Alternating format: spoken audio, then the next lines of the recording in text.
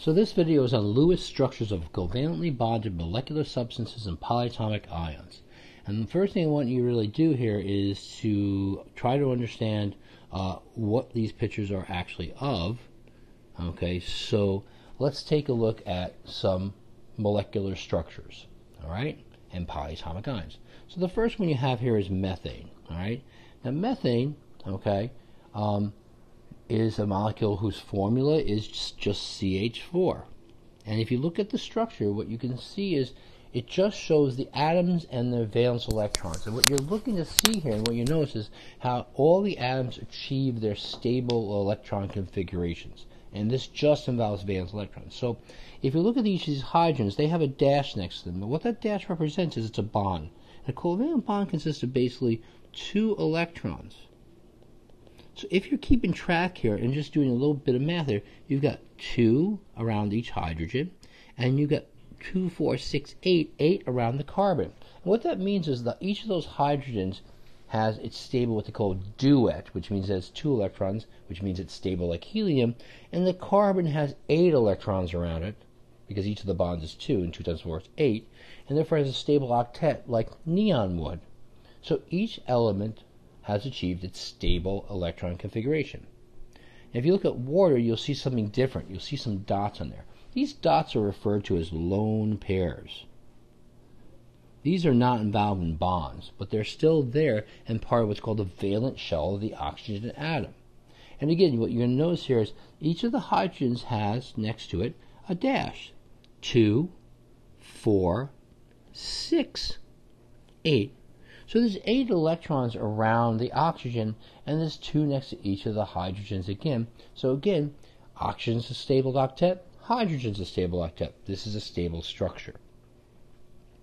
Now, if you look at the next diagram, this is a compound called methanone. All right, and methanone. Okay, let me rewrite that. Methanone. Okay, methanone. You're going to see something different. You see this right here. Now, this is what we refer to as a double bond. And a double bond is simply showing that the carbon and the oxygen are not sharing one pair of electrons. They're sharing a total of 4 electrons, or 2 pairs. So there's 4 electrons here.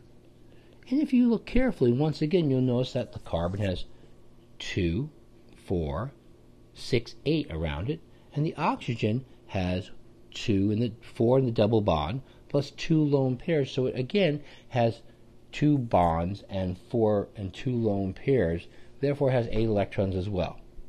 The last thing I want to show you is a polyatomic ion. And the polyatomic ion, you see this bracket here, okay, and this charge.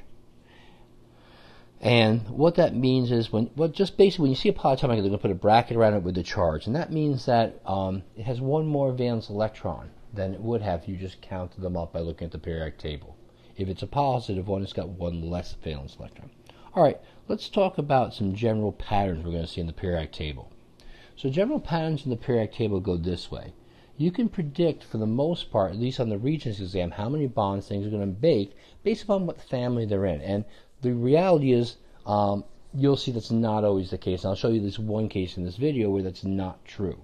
But we'll do lots of them in class. So, for example, hydrogen, okay, but hydrogen's no exception. Hydrogen always does the same thing.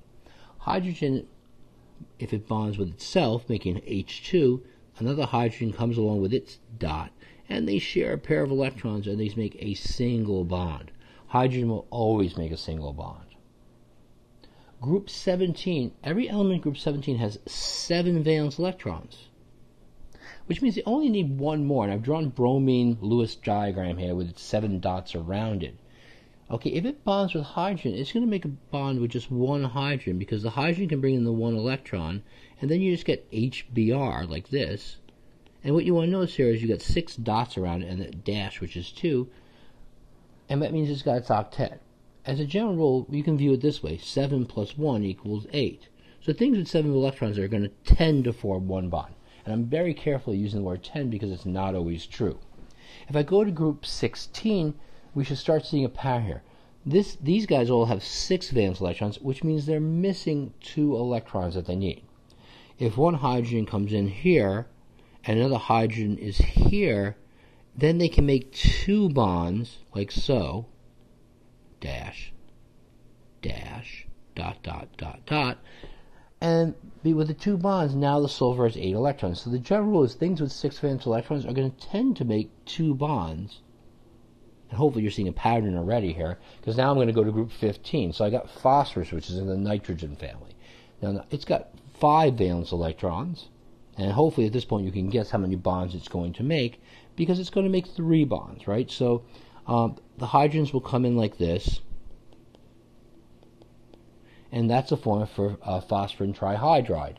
And it's basically a P with 1 lone pair of electrons and 3 dashes around it, like so. And again, the hydrogens are making their 1 bond like they always do. And finally, right, so because 5 plus 3 equals 8. Carbon has 4 valence electrons. It's going to make 4 bonds. Without going and doing it, just take a quick gander here. If you look at this structure, carbon, 4 bonds. This structure, 1, 2, okay, 3, 4 bonds. Is this always true? No. In the cyanide ion, it's only making 3 bonds, and that type of thing will happen, but not on the regents. On the regents, carbon will always make 4 bonds.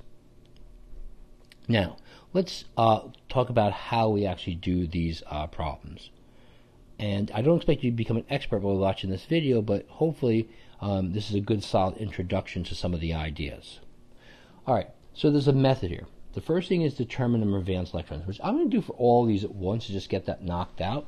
All right, so the valence electrons, like ammonia is NH3, the N is 5, and each of the H's has 1, so there's another 3. It's got 8 valence electrons. Ammonium would be like 5 plus 4, but because it's got this plus 1 here, that means it's missing an electron. That plus 1 means it's 1 less electron than you expect, so it actually ends up having 8 valence electrons as well. The O2, each oxygen is in group 16, so it's 6 for each of them. 6 plus 6, or equals to 12. I'm going to lower that down because it's going to take up space where I want to draw it. So I'll draw it down here. 6 plus 6 equals 12. And for carbon monoxide, the carbon has 4 and the oxygen has 6. So we have 10 valence electrons to deal with. Now let's go to the second step. The second step is to try single bonds and lone pairs and select your central atom. Your central atom basically, first of all, can never be hydrogen. That makes the first 2 really easy. Also, when you have 2 atoms, there is no central atom. It's going to be the one where there's just one of, but it always happens to be the one with the lowest electronegativity, unless it's hydrogen. And it's going to be really obvious which one's central later on, so I'm not going to spend a lot of time on that. And basically, you check for octets and duets for hydrogen. Now, step 4 is not what we're not going to get to right away. And when we get to this one right here, the oxygen, then I'll explain it. You'll see why it's really important to do this in pencil, because you're going to have to erase along the way and move things. And I'm going to do the same thing as I'm doing. Okay, so we got 8 valence electrons. We basically write our nitrogen down, and we try single bonds. So we connect all the H's by single bonds to the nitrogen. And what we do is we count our electrons. We had 8. We have now used up 6. We have 2 remaining. And we put those 2 dots in the best place possible.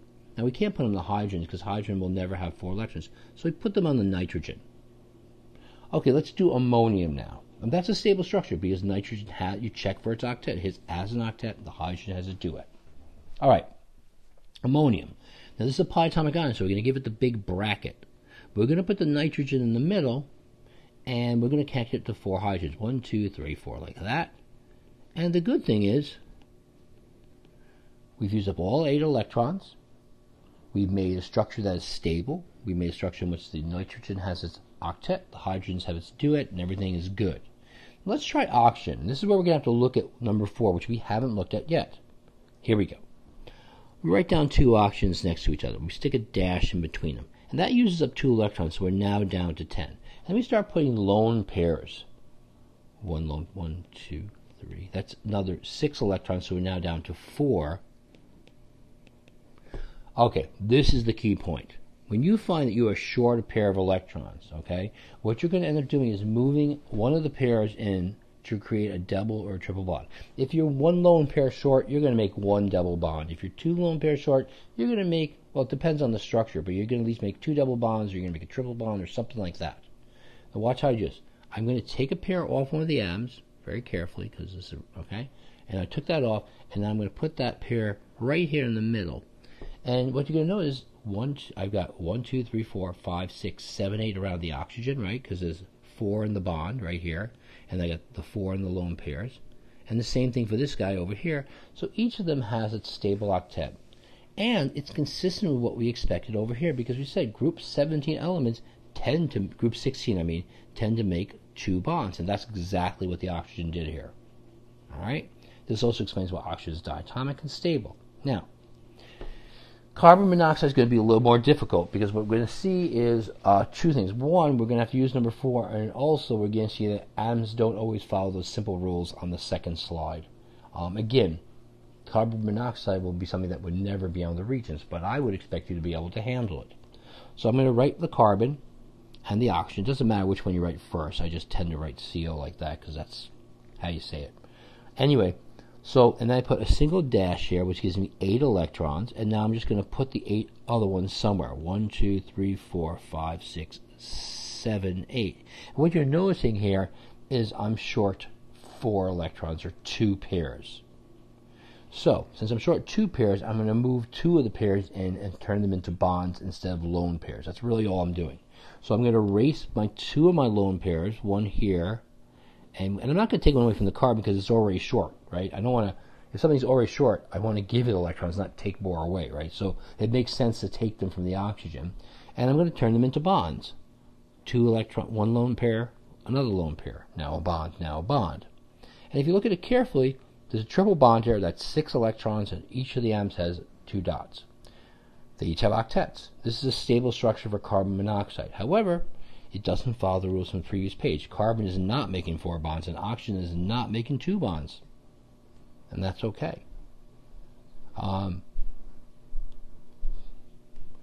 Quick practice here. I'm just going to do one of them or 2 of them. Okay, so let's try nitrogen real quick so you can check that one. Actually, let's do hydroxide. Hydroxide is a polyatomic ion, right? So you have an O with its 6 electrons, an H with its 1 electron, but a hydroxide's got a charge of -1. And that means it's got an extra electron, so we're going to have to give it 1 more electron. That's why it's -1. It's gained, probably stole it from a sodium or something, right? So now it's 8 electrons. And now we put the hydroxide down. We just put an O and we put an H next to it. Put the dash in. That gives us 6 electrons, right? And we have 6 more to go. We can't put in the hydrogen because the hydrogen's got its duet. It's stable already. 1, 2, 3, 4, 5, 6. Looks good, except for one thing. Polyatomic ion. Need a bracket. Need a charge. Let's do nitrogen since we have a little bit of time before I'm up to my 15-minute limit. Nitrogen's got 10 electrons total because it's got 5 plus 5. It's in group 15, right?